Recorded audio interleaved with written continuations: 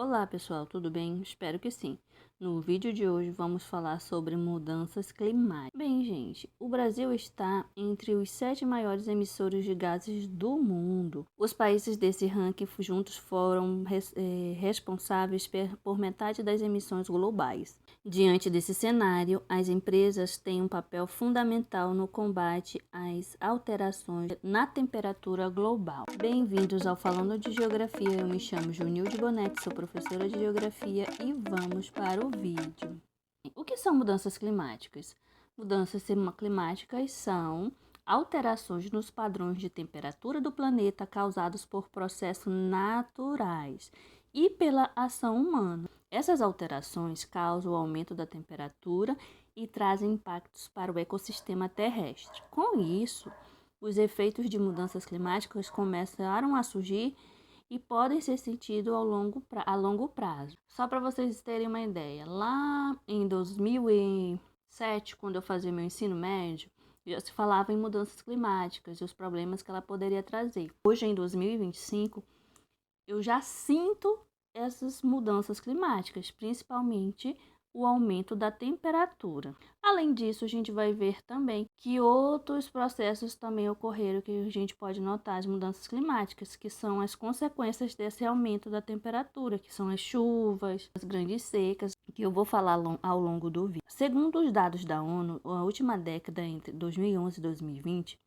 foram registradas temperaturas mais elevadas do planeta, em comparação ao século XIX.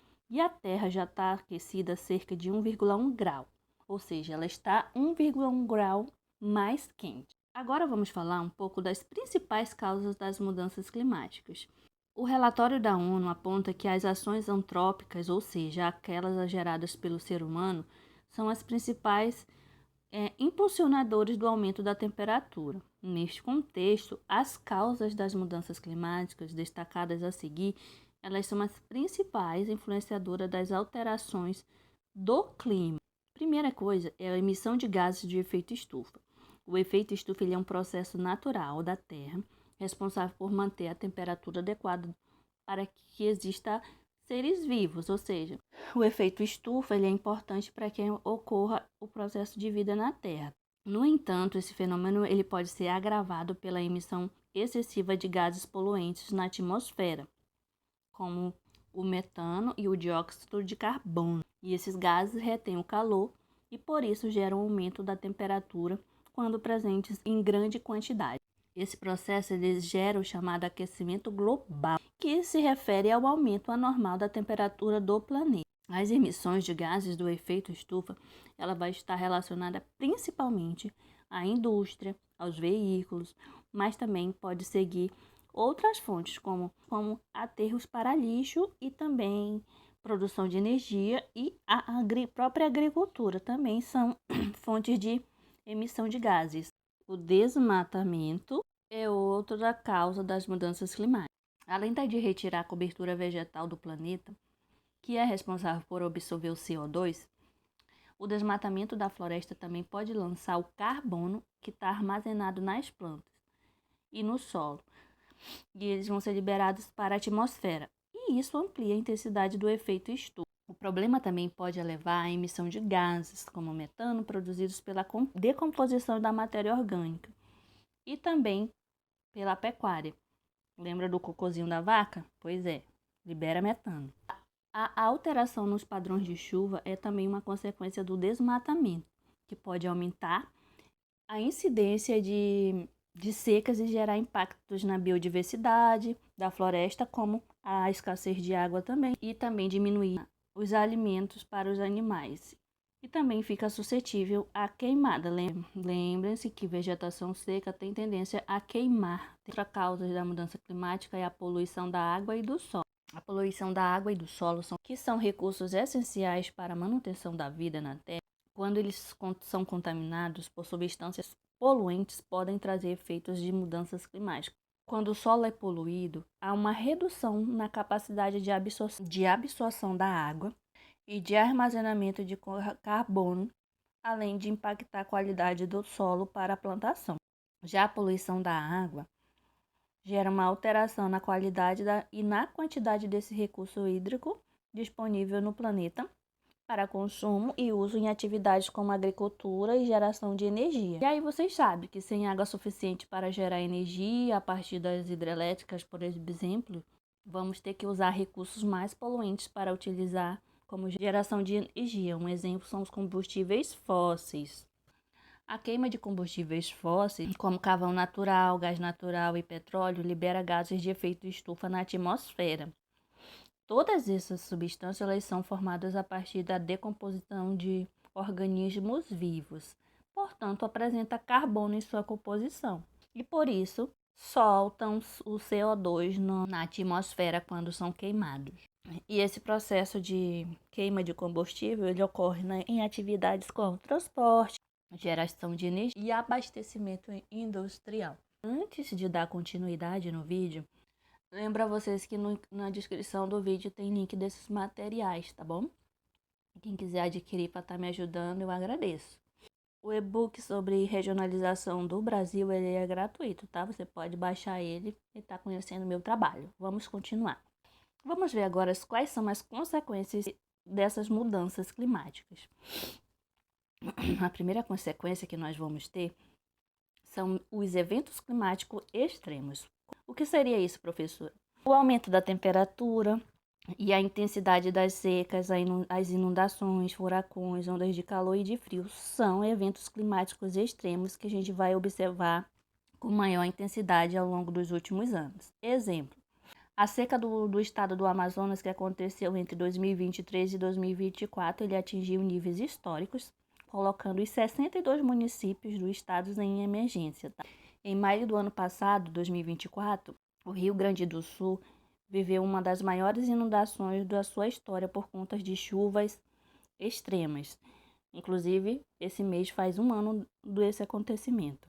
O furacão Milton também é um outro exemplo. É considerada a maior tempestade mais forte do planeta que ocorreu em 2024. E o Brasil teve ondas de calor em todos os meses do ano de 2024. Tá?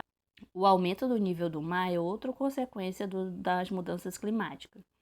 O derretimento das geleiras e das calotas polares contribui para o aumento do nível do mar, afetando áreas costeiras e ilhas. Exemplos como Polinésia Francesa, Nova York, China e Índia, entre outros países, já são afetados pelo aumento do nível do mar. A perda da biodiversidade também é outra consequência das mudanças climáticas. As mudanças de temperatura nos padrões de climas afetam o ecossistema e as espécies que vivem nele, causando a extinção e o desequilíbrio. Problemas de saúde também são consequências. As doenças relacionadas ao calor e problemas respiratórios devido à poluição do ar vem aumentando nos últimos anos. E também vem aumentando os vetores de doenças que são relacionadas ao calor.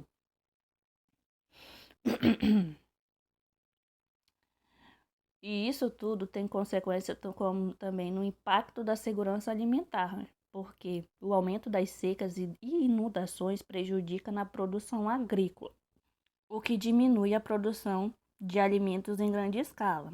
Outro problema é a crise hídrica. Eu vou fazer um vídeo específico sobre a crise hídrica em outro momento. Mas vamos lá. O aumento da evaporação e diminuição da precipitação, que é a chuva, em algumas regiões, leva à escassez de água e afeta a agricultura, a indústria e a população como um todo. E isso leva a conflitos e migrações, porque como eu já falei, as mudanças climáticas podem levar à escassez de recursos como água e alimento, que eu já mencionei anteriormente, aumentando a competição e conflitos entre populações, além de impulsionar a migração. E aí, professora, diante desses problemas, quais são as políticas para combater essas mudanças climáticas? Entre as políticas de combate às mudanças climáticas, a gente tem carbono zero. O que é o carbono zero? É uma ação adotada por empresas que busca alcançar níveis zeros de emissão de carbono ou mais próximas de zero possível. A gente também tem um Acordo de Paris, assinado em 2015. Esse acordo define metas para descarbonizar a longo prazo, com o objetivo de manter o aumento da temperatura abaixo de 2 graus. Lembra-se que eu falei que já aumentou 1,1 grau, né? Então, a meta é deixar abaixo de 2 graus. Temos também Objetivos de Desenvolvimento Sustentável, que reúne 17 metas globais definidas pela ONU. E o foco dela atualmente é alcançar três metas dessas 17 até 2030. E uma dessas 3 é combater as mudanças climáticas. Bem, gente, a partir daí, de tudo que vocês viram, o que é que vocês podem fazer para ajudar? Bem, uma opção é optar pelo consumo consciente, escolhas conscientes. Comprar quando necessário e quando comprar, buscar marcas que se posicionem em relação à questão ambiental, tá? Que usem materiais reutilizáveis, biodegradáveis, por exemplo. Espero que vocês tenham gostado. Se você gostou, não se esqueça de curtir e de seguir. Por favor, gente, curta muito esse vídeo. Eu tô bastante gripada e com muita tosse, então foi difícil gravar ele. E até a próxima. Tchau!